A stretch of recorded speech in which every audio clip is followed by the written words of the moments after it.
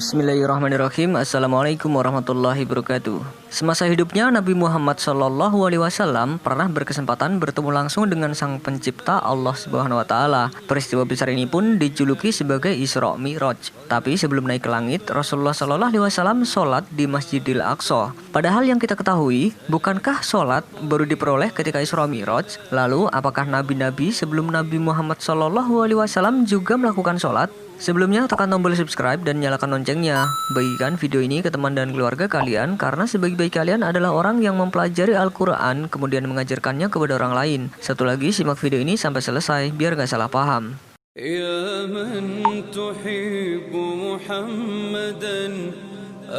Seumur hidupnya, Nabi Muhammad SAW mendapat sekali kesempatan emas untuk naik ke langit. Pada peristiwa itu, Nabi Muhammad SAW diketahui menunggahi tunggangan khusus yang disebut buraq dan juga didampingi oleh malaikat Jibril berangkat dari Mekah menuju Masjidil Aqsa. Sebelum mencapai tujuannya, Rasulullah SAW diketahui sempat singgah ke sejumlah tempat seperti Madinah, Bukit Tursina, lalu Bethlehem di Palestina. Hal ini dikisahkan dalam hadis riwayat An-Nasai. Dari Anas bin Malik radhiyallahu anhu, Rasulullah SAW bersabda, "Aku diberikan kendaraan lebih baik dari keledai dan bukan bagal. Jalannya begitu cepat, lalu aku mengendarainya bersama Jibril alaihissalam. Lalu aku sampai pada suatu tempat. Jibril berkata, 'Turun dan sholatlah.' Maka aku pun melakukannya. Lalu dia berkata, 'Tahukah engkau tadi sholat di mana?' Aku berkata, 'Aku sholat di Tiba atau Madinah, dan kepadanya aku berhijrah.' Kemudian dia berkata, 'Turun dan sholatlah.' Maka aku pun melakukannya. Kemudian dia berkata,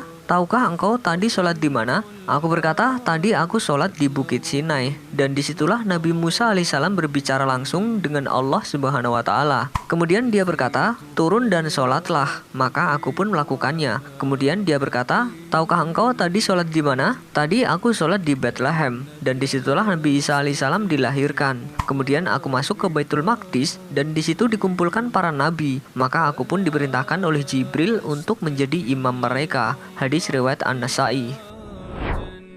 Ternyata tak hanya singgah ke sejumlah tempat, Rasulullah juga bertemu dengan sejumlah ruh para nabi lainnya di Masjid Al-Aqsa dan mengimami sholat mereka. Menurut para ulama pensyarah hadis, seperti misalnya Syekh Asy-Syarawi, kemampuan ini tentunya adalah mukjizat yang diberikan Allah kepada Rasulullah SAW, di mana beliau SAW mampu mengimami sholat mereka, sedangkan diketahui para nabi dan rasul tersebut telah wafat. Dalam riwayat Imam Muslim disebutkan, "Dan sungguh telah diperlihatkan kepadaku jemaah para nabi. Adapun Musa, dia sedang berdiri sholat. Dia lelaki tinggi kekar, seakan-akan ia termasuk suku Sanu'ah. Dan ada pula Isa bin Maryam alaihissalam sedang berdiri sholat. Manusia yang paling mirip dengannya adalah Urwah bin Mas'ud As-Saqafi. Ada pula Ibrahim alaihissalam sedang berdiri sholat. Lantas aku mengimami mereka. Seusai sholat, ada yang berkata, 'Wahai Muhammad, ini adalah Malik, penjaga neraka. Berilah salam kepadanya.' Aku pun menoleh kepadanya, namun dia mendahuluiku memberi salam." Hadis riwayat Muslim. Berbeda dengan Rasulullah SAW yang kala itu belum mendapat perintah sholat dari Allah Subhanahu wa Ta'ala, sejumlah nabi terdahulu rupanya sudah mendapatkan perintah dari Allah Subhanahu wa Ta'ala untuk mengerjakan sholat. Nabi Syuaib alaihissalam menjadi salah satu nabi yang sudah mendapat perintah untuk menjalankan sholat. Allah pernah berfirman mengenai kisah Nabi Syuaib alaihissalam ketika beliau melarang kaumnya beribadah kepada selain Allah dan melarang kaumnya curang dalam timbangan dan takaran. Maka kaumnya berkata kepada Syuaib alaihissalam, mereka berkata, 'Hai Syuaib, apakah sholatmu menyuruh kamu agar kami meninggalkan apa yang disembah oleh bapak-bapak kami?' Quran Surat Hud ayat 87. Al-Alamah As-Sa'di rahimahullah mengatakan ketika menafsirkan ayat ini, sesungguhnya sholat itu sudah disyariatkan semenjak zaman para nabi dahulu, dan sholat itu adalah amalan yang paling utama. Bahkan para nabi setelah mendakwahkan hal ini kepada orang-orang kufar, mendakwahkan keutamaannya dan bahwa ibadah ini didahulukan sebelum amalan-amalan lainnya. Sholat pun mencegah dari kemungkaran, dan sholat adalah standar keimanan dan syariat. Dengan mendirikan sholat, maka ibadah seorang hamba akan sempurna. Sebaliknya, ketika sholat ditinggalkan, maka kehidupan agama seorang hamba tidak akan teranggap.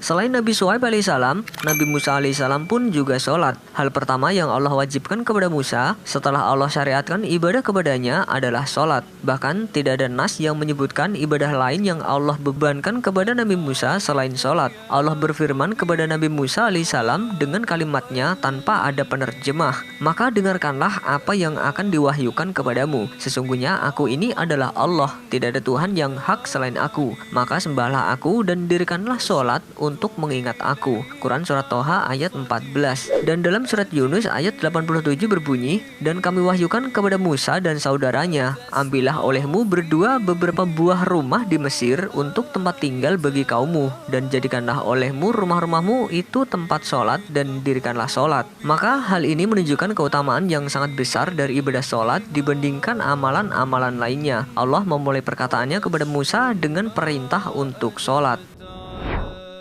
Nabi Daud alaihissalam disucikan Allah ketika beliau melakukan sebuah kekeliruan dan beliau hendak bertaubat. Maka Allah jadikan sholat sebagai jalan keluar untuk taubatnya. Allah berfirman, maka ia meminta ampun kepada Tuhannya lalu menyungkur sujud dan bertaubat. Quran Surat Shad ayat 24.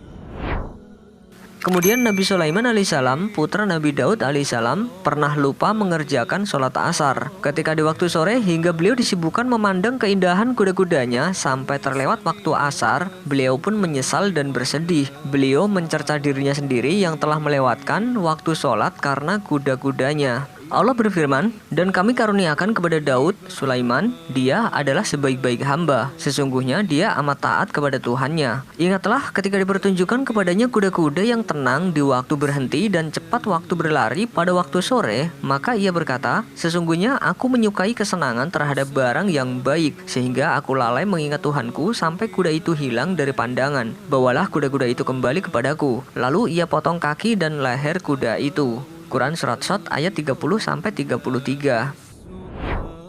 Lalu bagaimana dengan Nabi Muhammad SAW? Belum juga mendapat perintah dari Allah Subhanahu Wa Taala untuk mengerjakan sholat, namun Rasulullah SAW sudah mendapat kesempatan untuk memimpin sholat dari ratusan ribu nabi dan Rasul Allah di Masjidil Aqsa dalam peristiwa Isra Mi'raj. Pernah ada seseorang yang bertanya kepada Aisyah tentang sholat malam Rasulullah SAW. Beliau menjawab, "Pernahkah Anda membaca surat ini?" Yaitu surat Al-Muzammil. Sesungguhnya Allah mewajibkan sholat malam seperti di awal surat ini. Maka Nabi SAW dan para sahabatnya melaksanakan sholat malam selama setahun sampai kaki mereka bengkak. Dan Allah tidak turunkan ayat-ayat akhir surat ini selama 12 bulan. Kemudian Allah menurunkan keringanan untuk sholat malam seperti disebutkan pada akhir surat ini, sehingga sholat malam hukumnya anjuran setelah sebelumnya kewajiban. Hadis riwayat An-Nasai dan Ibnu Huzaimah. Mengenai tata cara sholat sebelum Isra Mi'raj, tidak ada keterangan yang pasti tentang hal tersebut. Namun Imam Ibnu Utsaimin pernah ditanya tentang masalah ini. Beliau pun menjawab, "Yang kami tahu bahwa Rasulullah SAW telah melaksanakan sholat sebelum peristiwa Isra Mi'raj di pagi dan sore hari. Bagaimana cara beliau sholat? Allahu a'lam. Yang jelas beliau sholat. Bisa jadi tata caranya dengan ijtihad mereka atau berdasarkan wahyu. Jika tata cara sholat yang beliau kerjakan ketika itu berdasarkan wahyu, maka statusnya telah mansukh atau dihapus. Tapi jika berdasarkan ijtihad, syariat telah menjelaskan tata cara sholat yang benar." Sebagian ulama mengatakan kewajiban sholat pertama kali adalah 2 rakaat di waktu subuh dan 2 rakaat di sore hari. Berdasarkan keterangan dari Qatadah, puasa pertama kali yang diperintahkan adalah puasa 3 hari setiap bulan dan sholat 2 rakaat di waktu pagi dan 2 rakaat di waktu sore. Tafsir At-Tabari. Yang menjadi pertanyaan mendasar ketika Rasulullah SAW belum mendapat perintah sholat 5 waktu, lalu sholat apa yang beliau kerjakan saat mengimami ratusan ribu nabi dan Rasul Allah di Masjidil Aqsa? Dari Anas bin Malik radhiyallahu anhu, Rasulullah SAW menceritakan kejadian Isra Mi'raj. Di antara penggalannya, kemudian aku masuk Masjid Al-Aqsa dan aku sholat 2 rakaat. Hadis riwayat Muslim. Ada yang menyebutkan sholat sunnah maupun sholat wajib. Ada pula yang menyebutkan bahwa sholat yang dikerjakan merupakan sholat subuh. Namun ada yang meyakini bahwa sholat itu adalah sholat Isya, karena sholat terjadi sebelum Mi'raj atau naik ke langit untuk bertemu Allah. Namun, Syekh Atiyah Shakir pernah membawakan keterangan dari kitab Al-Mawahib Al-Laduniyah. Pendapat-pendapat ini tidak perlu dihiraukan, baik pendapat yang mengatakan sholat jamaah itu sebelum Mi'raj atau sesudah Mi'raj, karena sholat wajib 5 waktu yang pertama kali dikerjakan oleh Nabi Shallallahu Alaihi Wasallam secara mutlak adalah sholat zuhur di Mekah dengan sepakat ulama. Dan siapa yang mengatakan ada sholat wajib pertama sebelum di Mekah, maka dia harus membawakan dalil. Wallahu a'lam bishawab. Wassalamualaikum warahmatullahi wabarakatuh.